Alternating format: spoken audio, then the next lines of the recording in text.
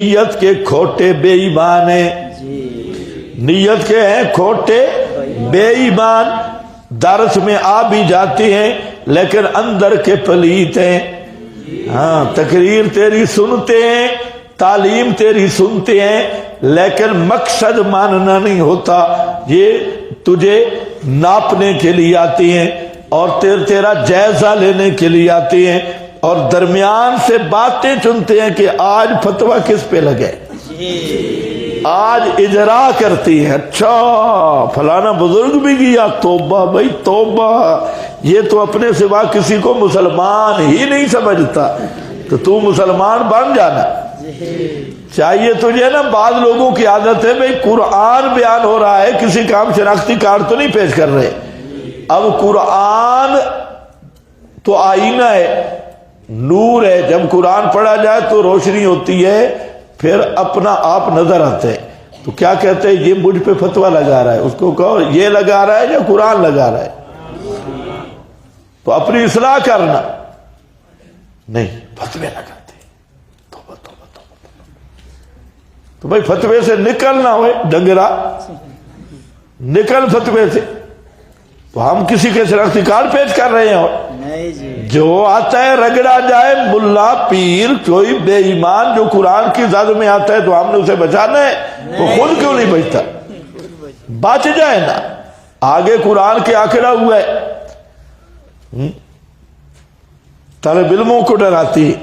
اگر تو نے فتویٰ لگایا نا میں قائل ہوں، ایک مولوی صاحب کہہ رہا ہے تو نے فتویٰ لگایا نا جمہوریت کفر ہے، تو پھر میں قائل ہوں، میں کافر ہوں، پھر فتویٰ مجھ پہ لگے گا۔ اور میں نے کہا لگا، میں قائل ہوں، ہے نا کافر، تو ہے تو کفر پیچھے لگا جائے گا، آگے تو شکل دیکھ اپنی، میں قائل ہوں۔ وہ بیچارہ طالب علم بیچارہ ڈر کے، حضرت قاضی عصمت اللہ صاحب یا قاضی شمس الدین صاحب رحمہم اللہ، یہ شیخ القرآن تھے، یہ پورا مجھے تعین نہیں ہے، ان کے 2 شاگرد تھے، سفر کر رہے تھے، راستے پہ گاڑی خراب ہوئی، ایک گاؤں میں گئے تو نیا نیا دورہ پڑھ کے جا رہے تھے، تازہ تازہ، جو دورہ میں ایمان ہی بڑا تازہ ہوتا ہے، تازہ دورہ تھا، راستے میں کہیں رات کرنی تھی تو یہ وہاں رک گئے چودھری صاحب کی بیٹھک پر اور اس کی وہ حجرہ میں۔ چودھری صاحب کے پاس محفل میلاد تھی، جلسہ ہو رہا تھا، مولوی صاحب لیٹ ہوئے تو چودھری صاحب نے کہا بھئی تم تقریر کر سکتے ہو؟ انہوں نے کہا جی ہاں۔ تو ایک کھڑا ہوا، ابھی تک روٹی بھی کھانی تھی، کھڑا ہوا، اس نے مسئلہ علم غیب شروع کیا، چودھری آگے کھڑا ہو گیا، چودھری نے کہا میرا عقیدہ ہے کہ رسول اللہ صلی اللہ علیہ وسلم کو اللہ نے علم غیب کلی عطا کیا، میں کون ہوں؟ لگا مجھ پہ فتویٰ۔ وہ ذرا کچا طالب علم تھا، وہ تھوڑا ڈھیلا پڑ گیا، ابھی روٹی کھانی تھی۔ وہ جو دوسرا ساتھ بیٹھا تھا وہ کھڑا ہوا، اس نے میک لے لیا، اس نے چودھری صاحب کیا بات ہے، کیا کہہ رہے ہیں، بولو۔ اس نے کہا میں کہتا ہوں نبی پاک کو اللہ نے علم غیب کلی عطا کیا، میں کون ہوں؟ اس نے کہا خیر ابھی پکا کافر ہے، پوچھنے والی کون سی بات ہے؟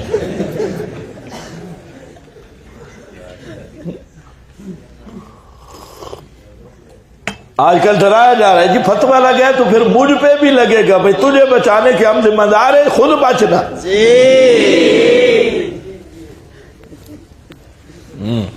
ہم کافر بناتے نہیں، بتاتی، اور پھر شخصیات کے ہم کارڈ نہیں پیش کرتے، قرآن جس چیز کو کفر کہہ رہا ہے ہم نے اس کو بیان کرنا ہے، ہم نہیں شخصی تکفیر کر رہے، نہ آپ کو یہ ترغیب دے رہے ہیں کہ آپ شخصی تکفیر کرنا شروع کر دیں۔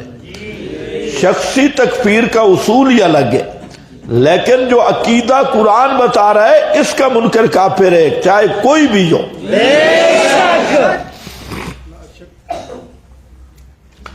وَمِنْهُمْ مَنْ يَسْتَمِعُ إِلَيْكَ، بعض وہ ہیں کہ بڑی توجہ کرتے ہیں طرف تیرے، بڑے کان لگاتے ہیں، لیکن بے ایمانی کی غرض سے، نیت سے ہی نہیں ہوتی، بڑا ہی توجہ کر کے بیٹھے ہوتے ہیں، اور توجہ ان کی ہوتی ہے کہ کوئی اعتراض کا موقع ملے، پرچی لکھوں، چٹ لکھوں، شیطانی کروں کوئی نہ کوئی، یا کوئی درمیان سے کیڑا نکالوں اور کوئی بہانے کا عذر بہانہ ڈھونڈ لو، اس لیے وہ بے ایمان غلط نیت سے سنتے ہیں۔ وَجَعَلْنَا عَلَىٰ قُلُوبِهِمْ أَكِنَّةً، اس بدنیتی کی وجہ سے ہم نے ان کے دلوں پر پردے مار دیے ہیں۔ جعلنا علی قلوبہم اکنہ، یہ ایسے نہیں لگے، ان کی بد نیتی، ضد اور تعصب کی بنا پہ ان کے دلوں پہ پردے لگ رہے ہیں، وہ سمجھ رہے ہیں ہم بڑے ہوشیار ہیں اور ہم ایسے فراڈ کر کے بیٹھے ہیں اور کسی کو پتہ نہیں ہے۔ اللہ فرماتے ہیں میں نے خود انتقام لیا، جعلنا علی قلوبہم اکنۃ، اکنہ پردے میں کس بات سے؟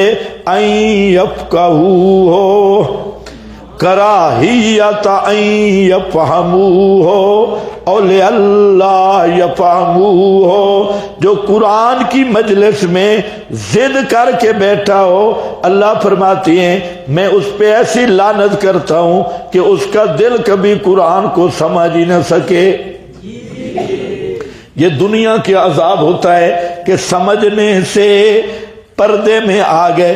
وَفِي آذَانِهِمْ وَقْرٌ، اور ان کے کانوں میں ڈاٹ پڑ گیا، دوسرا بوجھ آ گیا۔ وَإِن يَرَوْا، مہر جباریت والا مضمون آ رہا ہے، لیکن یہ کسبی ہوتی ہے، یہ کسب ہے، 4 درجوں پہ چوتھے درجے پہ جا کے مہر لگتی ہے۔ جیسے اس کی مثال یہ ہے کہ ایک آدمی سرکش گھوڑے پہ سوار ہو گیا۔ سرکش گھوڑے پر سوار ہونا اختیاری ہے یا غیر اختیاری ہے؟ اپنی مرضی سے ہوا، پھر بھی اترا تھا، اس نے گھوڑے کو چلا دیا، اپنی مرضی سے چلایا ہے یا مجبور ہوئے؟ اپنی مرضی سے چلایا ہے، پھر آہستہ چلا تھا، اس نے چابک لگایا ہے، گھوڑا فل سپیڈ پہ چل پڑا ہے، یہ بھی اس نے چابک بھی اپنی مرضی سے لگایا ہے یا مجبور ہے؟ اپنی مرضی سے۔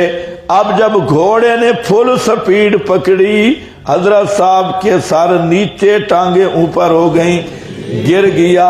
اب یہ اپنی مرضی سے نہیں گرا، لیکن یہ گرنا اس کی مرضی کا نتیجہ تھا، گھوڑے پہ چڑھنے کا نتیجہ، پھر چلانے کا نتیجہ، پھر اس کو چابک لگانے کا نتیجہ یہی نکلا ہے کہ حضرت صاحب کی ٹانگیں اوپر، سر نیچے چلا گیا۔